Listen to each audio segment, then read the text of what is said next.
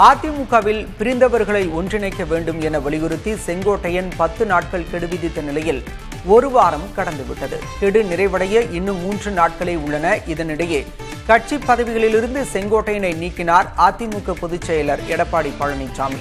தொடர்ந்து செங்கோட்டையன் ஹரித்வார் செல்வதாக கூறி டெல்லியில் உள்துறை அமைச்சர் அமித்ஷாவை சந்தித்துவிட்டு திரும்பினார். ஆனால் அமித்ஷாவுடன் என்ன பேசினார் என்ற தகவல் ரகசியமாக உள்ளது. இந்நிலையில் அடுத்த கட்ட நடவடிக்கை குறித்த கேள்விக்கு பதிலளித்துள்ள செங்கோட்டையன் இன்னும் நேரம் உள்ளது என கூறிவிட்டு சென்றார். எல்லோரும் நினைப்பது போல நல்லதே நினைப்போம், நல்லதே நினைத்து நல்லதையே செய்வோம்.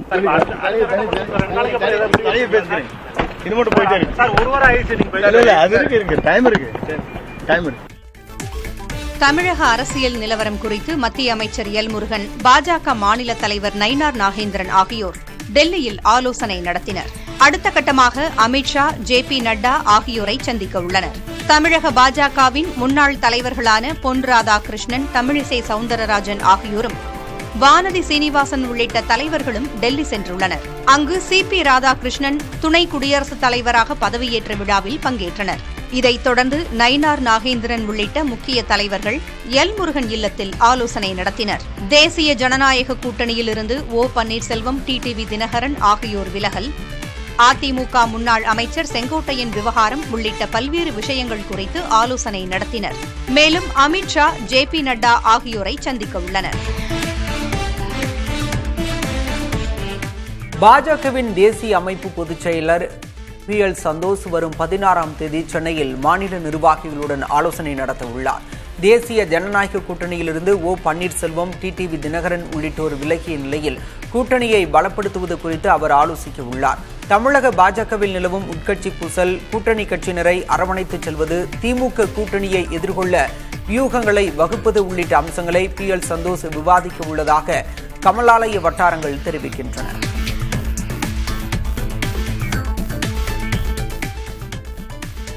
விவசாய நிலம் வாங்கப்பட்ட விவகாரத்தில் தவறான தகவல் பரப்பப்படுவதாக பாஜக மாநில முன்னாள் தலைவர் அண்ணாமலை தெரிவித்துள்ளார். இதுகுறித்து அவர் வெளியிட்ட அறிக்கையில், கடந்த ஜூலை 12ஆம் தேதி விவசாய நிலத்தை தான் வாங்கியது உண்மைதான் என்றும், தமிழக அரசுக்கு பத்திரப்பதிவு கட்டணமாக 40,59,000 ரூபாய் செலுத்தியுள்ளதாகவும் குறிப்பிட்டுள்ளார். மத்திய அரசு திட்டத்தில் பால் பண்ணை அமைக்கும் கடனுக்கும் விண்ணப்பித்துள்ளதாக குறிப்பிட்டுள்ள அவர், தன்னுடைய மற்றும் தனது மனைவியின் சேமிப்பு மற்றும் கடன் மூலம் நிலம் வாங்கப்பட்டுள்ளதாக தெரிவித்துள்ளார். காளப்பட்டி பதிவு அலுவலகத்தில் தனது மனைவி அகிலாவுக்கு பவர் ஆஃப் அட்டர்னி தரப்பட்டது என்றும், சட்டத்திற்கு உட்பட்டு வணிக நடவடிக்கையில் ஈடுபட்டதாகவும் அவர் விளக்கம் அளித்துள்ளார். நிலம் வாங்கியதை வைத்து பலரும் சமூக ஊடகங்களில் விமர்சித்து வரும் நிலையில் தன்னிலை விளக்கத்தை அண்ணாமலை தற்போது அளித்துள்ளார். அண்ணாமலை தனது விளக்க அறிக்கையில் முன்னாள் IPS அதிகாரி என மட்டுமே குறிப்பிட்டுள்ளார்.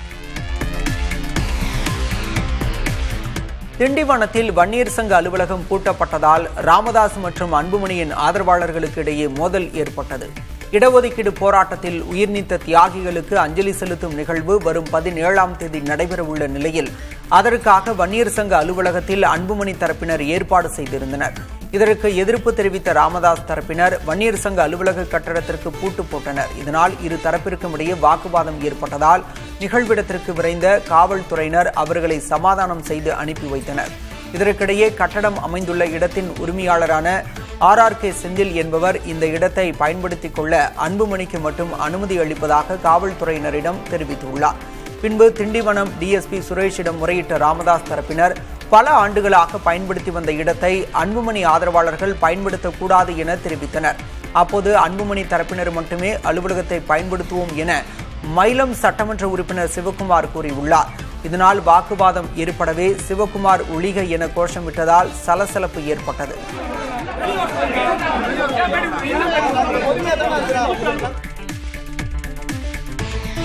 வடலூர் வள்ளலார் சத்தியஞான சபையில் பாமக தலைவர் அன்புமணி திடீர் தியானம் மேற்கொண்டார். கடலூர் மாவட்டத்தில் உரிமையை மீட்க தமிழகத்தை காக்க என்று அன்புமணி நடைப்பயணம் மேற்கொண்டு வரும் நிலையில் வடலூரில் உள்ள வள்ளலார் சத்தியஞான சபையில் வழிபாடு நடத்தினார்.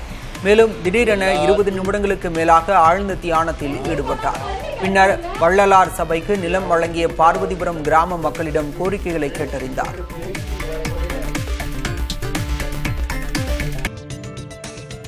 அரியலூரில் பரப்புரையில் ஈடுபடும் தாவேகா தலைவர் விஜய் நிபந்தனைகளை முழுமையாக கடைபிடிக்காவிட்டால் அனுமதி ரத்து செய்யப்படும் என காவல்துறை எச்சரிக்கை விடுத்துள்ளது. தாவேகா தலைவர் விஜய் அரியலூரில் சனிக்கிழமையன்று பரப்புரை மேற்கொள்ளவுள்ளார். அதற்கு காவல்துறை சார்பில் 25 நிபந்தனைகள் விதிக்கப்பட்டுள்ளன. விஜய் வாகனத்தின் பின்னால் 5 வாகனங்கள் மட்டுமே வர வேண்டும் என்றும், அதைத் தவிர விஜயின் வாகனத்திற்கு முன்னால் 2 சக்கர மற்றும் 4 சக்கர வாகனங்கள் ஊர்வலமாக வரக்கூடாது என்றும் அறிவுறுத்தப்பட்டுள்ளது. தாவேக தலைவர் விஜய் அரியலூரில் பிரச்சாரம் மேற்கொள்ளும் இடத்தை அக்கட்சி பொதுச் செயலர் ஆனந்த் பார்வையிட்டார். திருச்சியை தொடர்ந்து நாளை அரியலூரிலும் பிரச்சாரம் மேற்கொள்ளும் விஜய் அண்ணா சிலை அருகே பேச உள்ளார். இந்நிலையில் விஜயின் பரப்புரை வாகனத்தை எந்த இடத்தில் நிறுத்தி அவர் எங்கிருந்து பொதுமக்களை பார்த்து பேச உள்ளார் என்பது குறித்து ஆய்வு செய்தனர்.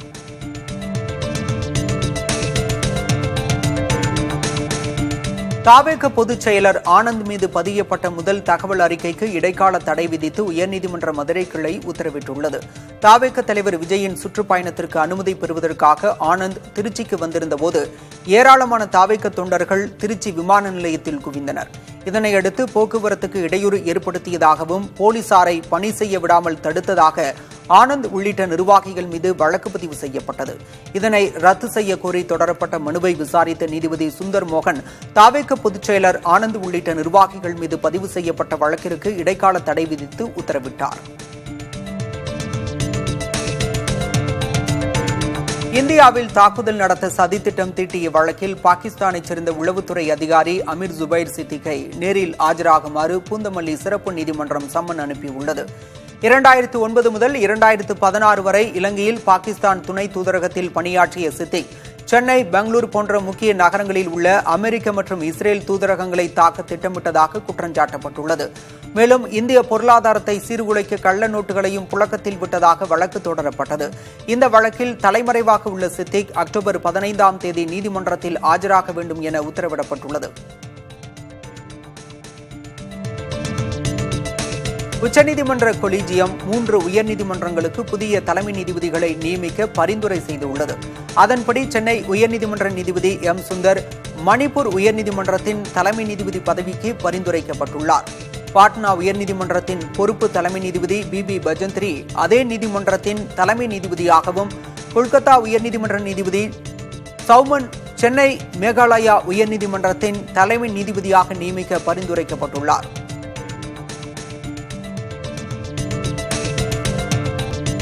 பாலஸ்தீனர்களுக்கு தனி நாடு உருவாகாது என்று இஸ்ரேல் பிரதமர் பெஞ்சமின் நெதன்யாகு திட்டவட்டமாக அறிவித்துள்ளார். அதே நேரத்தில் கிழக்கு ஜெருசலேம் அருகே உள்ள மாலி அதுமிம் பகுதியில் E1 என்ற திட்டம் என்ற பெயரில் புதிய குடியிருப்புகள் அமைக்கும் ஒப்பந்தத்தில் கையெழுத்திட்டார். இந்த திட்டம் செயல்பாட்டுக்கு வந்தால் மேற்கு கரை 2 பகுதிகளாக பிரிகிறது. இதனால் பாலஸ்தீனர்கள் எதிர்காலத்தில் தனிநாடு அமைப்பது சாத்தியமற்ற நிலைக்கு தள்ளப்படுகிறது. மேற்கு கரை நிலம் முழுவதும் இஸ்ரேலுக்கு சொந்தமானது என்று நெதன்யாகு வலியுறுத்தினார். நேபாளத்தில் நடைபெற்ற அரசுக்கு எதிரான போராட்டங்களில் ஹோட்டல்கள் சேதப்படுத்தப்பட்டுள்ளதால் அத்துறைக்கு 2500 கோடி ரூபாய் இழப்பு ஏற்பட்டுள்ளதாக தகவல் வெளியாகியுள்ளது. சுற்றுலாத்துறையை பெரிதும் சார்ந்துள்ள நேபாள பொருளாதாரத்தில் இது பெரிய அடியாக கருதப்படுகிறது. நாடு முழுவதும் 20க்கும் மேற்பட்ட நட்சத்திர விடுதிகள் சேதப்படுத்தப்பட்டுள்ளதாக கூறப்படுகிறது. பாதிக்கப்பட்ட ஹோட்டல்களால் வங்கிக் கடன்களை திருப்பிச் செலுத்த முடியாமல் போகும் என்றும், இதனால் 2000க்கும் மேற்பட்ட ஊழியர்களின் வேலைகள் கேள்விக்குறியாகியுள்ளன என்றும் தெரிவிக்கப்பட்டுள்ளது. நேபாளத்தில் மன்னராட்சியை கொண்டுவர சதி நடப்பதாக BNA என்ற சமூக அமைப்பு குற்றஞ்சாட்டியுள்ளது. பல்வேறு பிரிவினரை உறுப்பினராக கொண்ட இந்த அமைப்பு மாணவர் புரட்சிக்கு பிறகு நாட்டை வழிநடத்துவதில் ராணுவத்தின் கரங்கள் நீளுவது குறித்து கவலை தெரிவித்துள்ளது. தற்போது மக்களாட்சி முறை உள்ள நிலையில் ராணுவத்தின் உதவியுடன் மீண்டும் மன்னராட்சியை கொண்டுவர முயற்சிகள் நடப்பதாக அந்த அமைப்பின் அறிக்கை கூறுகிறது. இதை ஒருபோதும் ஏற்க முடியாது என்றும், இதனால் மதச்சார்பின்மை இல்லாமல் போகும் என்றும் அந்த அமைப்பு கூறியுள்ளது.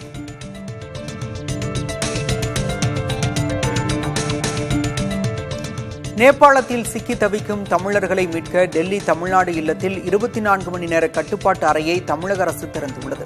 இதுகுறித்து தமிழக அரசு வெளியிட்டுள்ள அறிக்கையில், நேபாளத்தில் சிக்கியுள்ள தமிழகத்தைச் சேர்ந்த பயணிகளை மீட்க டெல்லியில் உள்ள தமிழ்நாடு இல்ல அதிகாரிகள் தொடர்ந்து பணியாற்றி வருவதாக கூறப்பட்டுள்ளது.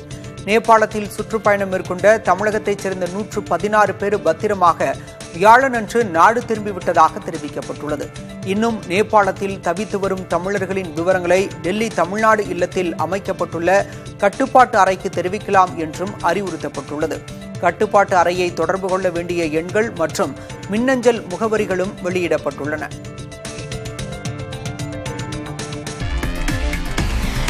மாணவர் சிறப்பு பேருந்து திட்டத்தை கண்காணிக்க அதிகாரிகளுக்கு முதல்வர் மு.க.ஸ்டாலின் அறிவுறுத்தியுள்ளார். இதுகுறித்து எக்ஸ் வலைதளத்தில் அவர் வெளியிட்டுள்ள பதிவில், மாணவர் சிறப்பு பேருந்து திட்டத்தை மேலும் மேலும் சிறப்பாக செயல்படுத்திட வேண்டும் என குறிப்பிட்டுள்ளார்.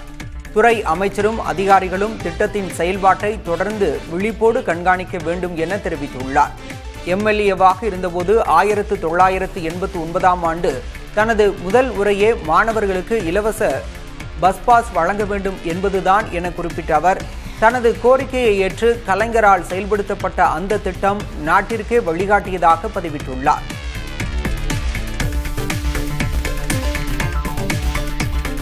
அதிமுகவின் மக்களை காப்போம் தமிழகத்தை மீட்போம் என்ற பரப்புரை பயணத்தின் ஒரு பகுதியாக அக்கட்சியின் பொதுச் செயலர் எடப்பாடி பழனிசாமி திருப்பூரில் தொழில்துறையினருடன் கலந்துரையாடினார். விவசாயிகள் மற்றும் விசைத்தறி உரிமையாளர்களை சந்தித்து அவர்களது கோரிக்கைகளையும் பழனிசாமி கேட்டறிந்தார். அப்போது அமெரிக்க வரி விதிப்பால் தொழில் நலிவடைந்துள்ளதாகவும் வங்கிக் கடன் தள்ளுபடி மற்றும் மானியங்கள் வழங்க வேண்டும் எனவும் கோரிக்கை விடுத்தனர். இதற்கு பதிலளித்த பழனிசாமி, அதிமுக ஆட்சிக்கு வந்ததும் கோரிக்கைகள் நிறைவேற்றப்படும் என்று உறுதியளித்தார்.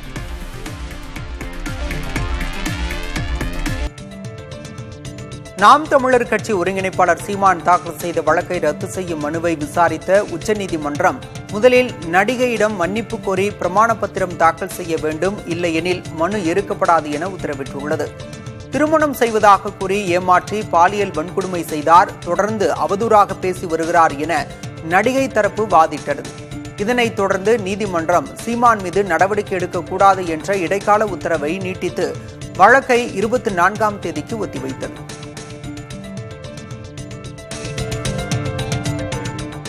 டெல்லி என்சிஆர் பகுதியில் பட்டாசுகளுக்கு தடை விதித்த உத்தரவை எதிர்த்து தொடரப்பட்ட மனுவை விசாரித்த உச்சநீதிமன்றம், மாசு ஒரு தேசிய பிரச்சினை, பட்டாசு தடை டெல்லி மட்டுமல்ல நாடு முழுவதும் அமல்படுத்தப்பட வேண்டும் என தெரிவித்தது.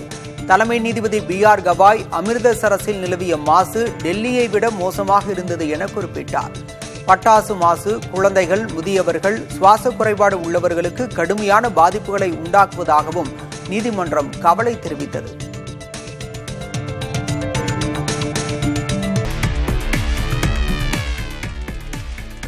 சென்னை கோயம்பேடு பேருந்து நிலைய பணிமனையில் இருந்த அரசு பேருந்து திருடப்பட்டுள்ளது. அரசு பேருந்து திருடு போனதாக பணிமனை மேலாளர் காவல் நிலையத்தில் புகார் அளித்தார். அதன்படி வழக்கு பதிவு செய்த காவல்துறையினர் தமிழ்நாடு காவல் குழு மற்றும் அண்டை மாநில காவல்துறைக்கு தகவல் தெரிவித்தனர்.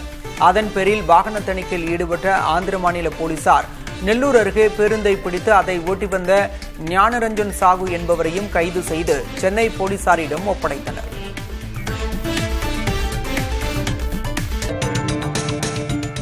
வடமேற்கு வங்கக்கடல் பகுதிகளில் காற்றழுத்த தாழ்வு பகுதி உருவாகியுள்ளதாக வானிலை ஆய்வு மையம் தெரிவித்துள்ளது. ஆந்திரா, தெற்கு ஒடிஷா கடலோர பகுதிகளுக்கு அப்பால் உள்ள மத்திய மேற்கு மற்றும் அதனை ஒட்டிய வடமேற்கு வங்கக்கடல் பகுதிகளில் காற்றழுத்த தாழ்வு பகுதி உருவாகியுள்ளதாக தெரிவிக்கப்பட்டுள்ளது. இது மேற்கு வடமேற்கு திசையில் நகர்ந்து தெற்கு ஒடிஷா மற்றும் அதனை ஒட்டிய வடக்கு ஆந்திர கடலோர பகுதிகளில் அடுத்த 2 நாட்களுக்கு கடந்து செல்லக்கூடும் என்றும், மயிலாடுதுறை, கடலூர், விழுப்புரம், புதுச்சேரியில் கனமழைக்கு வாய்ப்பு உள்ளதாகவும் தெரிவிக்கப்பட்டுள்ளது. சென்னையில் நகரின் ஒரு சில இடங்களில் மிதமான மழை பெய்யக்கூடும் என குறிப்பிடப்பட்டுள்ளது. தென் தமிழக கடலோர பகுதிகள், மன்னார் வளைகுடா மற்றும் அதனை ஒட்டிய குமரிக்கடல் பகுதிகளில் 60 கிலோமீட்டர் வேகத்தில் சூறைக்காற்று வீசும் எனவும் வானிலை ஆய்வு மையம் அறிவித்துள்ளது.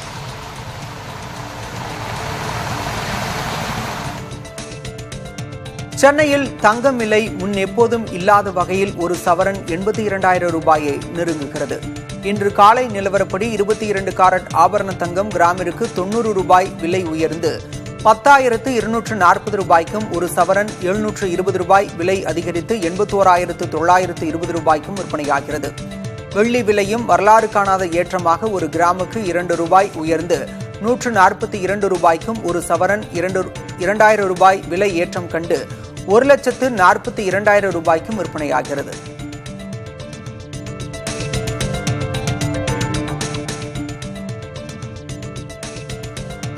2019-20 ஆண்டு ரிசர்வ் வங்கி வெளியிட்ட தங்கப்பத்திரத்தில் முதலீடு செய்தவர்களுக்கு 156% லாபம் கிடைத்திருக்கிறது. 10வது கட்ட தங்கப்பத்திர கணக்கை முதிர்வுக்கு முன்னதாகவே முடிக்க விண்ணப்பித்தவர்களுக்கு யூனிட் ஒன்றுக்கு 10,905 ரூபாய் வழங்கப்படும் என ரிசர்வ் வங்கி தெரிவித்துள்ளது. முதலீட்டின் போது 1 கிராம் தங்கப்பத்திரத்தின் விலை 4,260 ரூபாயாக இருந்த நிலையில் தற்போது 10,905 ரூபாயாக அதிகரித்துள்ளது. இதனால் முதலீட்டாளர்களுக்கு பன்மடங்கு லாபம் கிடைக்கும் நிலை ஏற்பட்டுள்ளது. மிசோரமிற்கு நாளை செல்லும் பிரதமர் மோடி ஐசால் டெல்லி இடையிலான முதல் ராஜ்தானி எக்ஸ்பிரஸ் ரயில் சேவையை தொடங்கி வைக்க உள்ளார். லேங்பி விமான நிலையத்திலிருந்து காலை 9 மணிக்கு சென்றடையும் பிரதமர் மோடி அங்கிருந்து ஹெலிகாப்டர் மூலம் ஐசாலுக்கு செல்ல உள்ளார். தொடர்ந்து 10 மணி அளவில் நடைபெறும் நிகழ்ச்சியில் பைராபி சைரங் இடையிலான ரயில் வழித்தடத்தையும் ராஜ்தானி எக்ஸ்பிரஸ் ரயில் சேவையையும் தொடங்கி வைக்க உள்ளார். 2014ஆம் ஆண்டுக்கு பிறகு மிசோரமிற்கு பிரதமர் மோடி பயணம் மேற்கொள்ள இருப்பது இது 2வது முறையாகும்.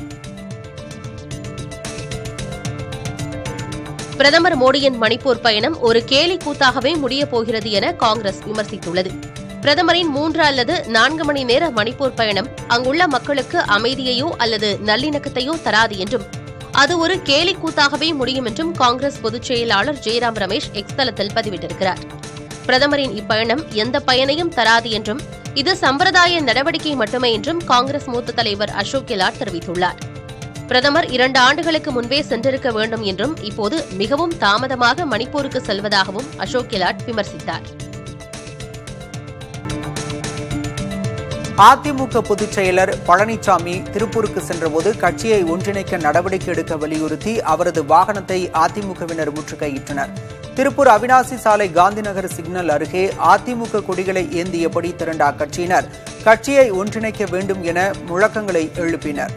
இந்நிலையில் அந்த வழியாக வந்த பழனிசாமியின் ஆதரவாளர்கள் முழக்கங்களை எழுப்பியவர்களை அப்புறப்படுத்த வேண்டும் என காவல்துறையினரிடம் வாக்குவாதத்தில் ஈடுபட்டனர்.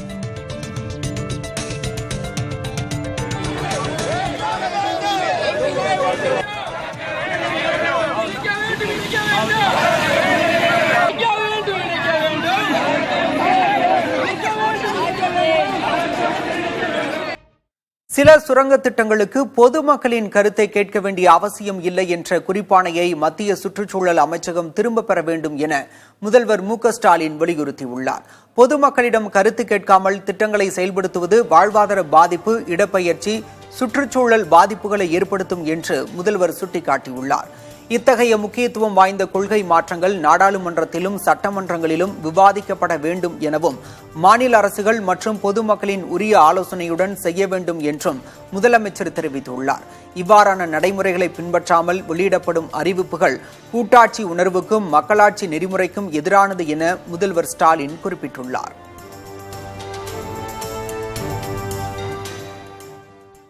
திருச்சியில் தொடங்கவுள்ள பரப்புரை பயணத்திற்கு விதிக்கப்படும் கடும் கட்டுப்பாடுகளை நீக்கி உரிய பாதுகாப்பு அளிக்க வேண்டும் என அக்கட்சித் தலைவர் விஜய் கேட்டுக் கொண்டுள்ளார். இதுகுறித்து விஜய் வெளியிட்டுள்ள அறிக்கையில், ஒரு அரசியல் கட்சியின் தலைவராக ஜனநாயக வழியில் மக்களை சந்திக்க விழைவதாக அவர் குறிப்பிட்டுள்ளார். ஆனால் தமிழ்நாட்டு அரசியலிலேயே இல்லாத வகையில், எந்த அரசியல் தலைவருக்கும் செய்யாத வகையில் மக்கள் சந்திப்பு சார்ந்த பாதுகாப்பு நிபந்தனைகளை தமிழக வெற்றிக் கழகம் மீது மட்டும் காவல்துறை விதித்துள்ளதாக குற்றம் சாட்டியுள்ளார். இப்படி பாதுகாப்பு சார்ந்த பொறுப்புகளை தட்டி கழிக்காமல் அரசியல் நிலைப்பாடுகளை கடந்து தார்மீக கடமையோடு அரசு செயல்பட வேண்டும் என கேட்டுக் கொண்டுள்ளார். தாவேக தொண்டர்களுக்கும் பொதுமக்களுக்கும் பாதுகாப்பு வழங்குவதை இந்த அரசும் காவல்துறையும் வழிநடத்தும் தமிழ்நாட்டு முதலமைச்சரும் உறுதி செய்ய வேண்டும் எனவும் விஜய் கேட்டுக் கொண்டுள்ளார். மக்கள் சந்திப்பு பயணம் மகத்தான வெற்றி பெறும் என்கிற அசைக்க முடியாத நம்பிக்கையுடன் உங்கள் விஜய் நான் வருகிறேன் என்றும் அவர் குறிப்பிட்டுள்ளார்.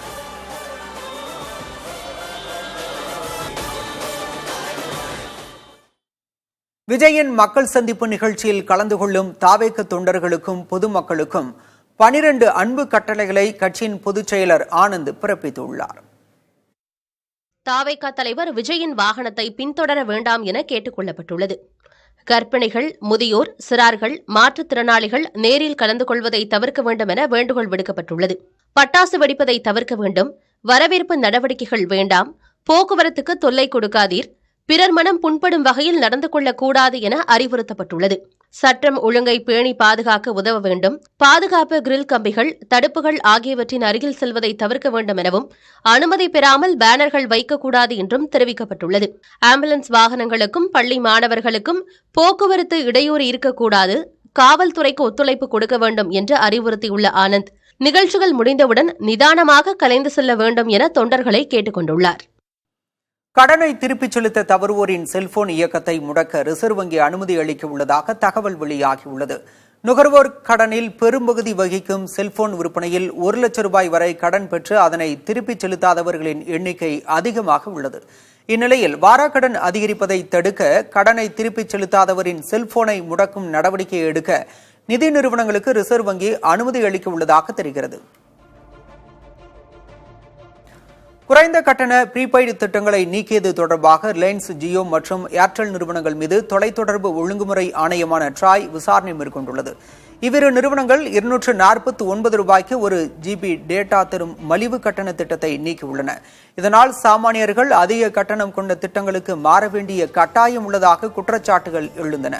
இந்நிலையில் ட்ராய் நடத்தி வரும் விசாரணை மலிவு கட்டண இணைய சேவைக்கான மக்களின் உரிமையை உறுதி செய்வதில் முக்கிய பங்கு வகிக்கும் என கருதப்படுகிறது. வாழ்க்கை இனிமையாக இருக்க எது நடந்தாலும் புன்னகையுடன் கடந்து போக கற்றுக்கொள்ளுங்கள் என்று தமிழக பாஜக முன்னாள் தலைவர் அண்ணாமலை தெரிவித்துள்ளார். சென்னை தேனாம்பேட்டையில் நிகழ்ச்சி ஒன்றில் பேசிய அவர் சீன குதிரை கதை ஒன்றை கூறி பார்வையாளர்களை ஈர்த்தார். உங்க வாழ்க்கையில நிறைய பிரச்சனைகளை பார்ப்பீங்க, ஒரே வார்த்தையை மட்டும் சொல்லுங்க, இதுவும் கடந்து போகும். காரணம் என்னன்னா, எது நல்லது கெட்டதுன்னு உங்களுக்கு தெரியாது. தட் இஸ் லா ஆஃப் கர்மா. இந்த நேரத்தில் ஏன் இந்த கம்பெனில இருக்கீங்க உங்களுக்கும் தெரியாது, எனக்கும் தெரியாது. லா ஆஃப் கர்மா. ஏன் நீங்க ஊரை விட்டு இவ்வளவு தூரத்தில் இருக்கீங்க, லா ஆஃப் கர்மா. நீங்க கெட்டதுன்னு ஒன்று நினைப்பீங்க, அது 5 ஆண்டுகள் கழிச்சு பார்க்கும்போது உங்களுக்கு நடந்த பெரிய நல்லதே அதாகத்தான் இருக்கும். இன்னைக்கு நல்லதுன்னு நினைப்பீங்க, 5 ஆண்டுகள் கழித்து பார்க்கும்போது உங்களுக்கு நடந்த கெட்டதே அதாகத்தான் இருக்கும். அதனால இந்த சைனீஸ் குதிரை ஸ்டோரி எப்போ நான் வச்சுக்கங்க. எது நடந்தாலும் புன்னகையோடு, கம்பீரத்தோடு, வெற்றி நடையோடு அதை கடந்து போக கத்துக்குங்க. வாழ்க்கை இனிமையாக இருக்கும், சிறப்பாக இருக்கும். வடமேற்கு வங்கக்கடல் பகுதிகளில் காற்றழுத்த தாழ்வு பகுதி உருவாகியுள்ளதாக வானிலை ஆய்வு மையம் தெரிவித்துள்ளது. ஆந்திரா, தெற்கு ஒடிஷா கடலோர பகுதிகளுக்கு அப்பால் உள்ள மத்திய மேற்கு மற்றும் அதையொட்டிய வடமேற்கு வங்கக்கடல் பகுதிகளில் காற்றழுத்த தாழ்வு பகுதி உருவாகியுள்ளதாக தெரிவிக்கப்பட்டுள்ளது. இது மேற்கு வடமேற்கு திசையில் நகர்ந்து தெற்கு ஒடிஷா மற்றும் அதையொட்டிய வடக்கு ஆந்திர கடலோர பகுதிகளில் அடுத்த 2 நாட்களுக்கு கடந்து செல்லக்கூடும் என்றும், மயிலாடுதுறை, கடலூர், விழுப்புரம், புதுச்சேரியில் கனமழைக்கு வாய்ப்புள்ளதாகவும் தெரிவிக்கப்பட்டுள்ளது. சென்னையில் நகரின் ஒரு சில இடங்களில் மிதமான மழை பெய்யக்கூடும் என குறிப்பிடப்பட்டுள்ளது. தென் தமிழக கடலோர பகுதிகள், மன்னார் வளைகுடா மற்றும் அதையொட்டிய குமரி கடல் பகுதிகளில் 60 கிலோமீட்டர் வேகத்தில் சூறை காற்று வீசும் எனவும் வானிலை ஆய்வு மையம் தெரிவித்துள்ளது.